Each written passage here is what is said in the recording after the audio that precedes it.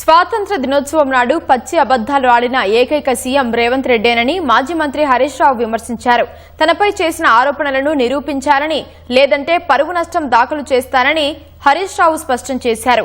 తనపై ఎన్ని దుష్ప్రచారాలు చేసినా తాను ప్రశ్నిస్తూనే ఉంటానని తేల్చి చెప్పారు.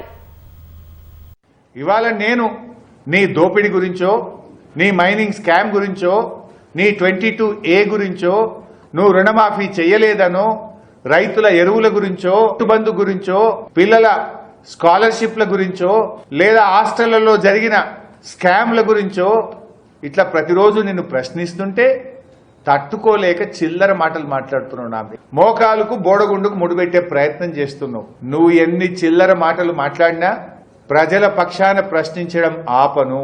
విద్యార్థుల పక్షాన, నిరుద్యోగుల గొంతుగా, రైతుల గొంతుగా, ఈ రాష్ట్ర ప్రజల గొంతుగా కేసీఆర్ గారి ఆలోచనలకు అనుగుణంగా బీఆర్ఎస్ పార్టీ తరఫున నిన్ను ప్రశ్నిస్తూనే ఉంటాను. డెఫినెట్ గా కోర్టుకు ఈడుస్తా, డిఫమేషన్ సూటు వేస్తా. మీరు సాక్ష్యాలు చూపాల్సిందే, లేదంటే శిక్షకు సిద్ధపడాల్సిందే. అసెంబ్లీ పెట్టు, మాట్లాడదాం. రైతు బంధు 2000 పెంచిచ్చినవా, దించిచ్చినవా? అసెంబ్లీ సాక్షిగా మాట్లాడదాంపా. 2 లక్షల ఉద్యోగాలు మొదటి ఏడాది ఇచ్చినవా, 16,000 ఇచ్చినవా? మాట్లాడదాం. అసెంబ్లీ.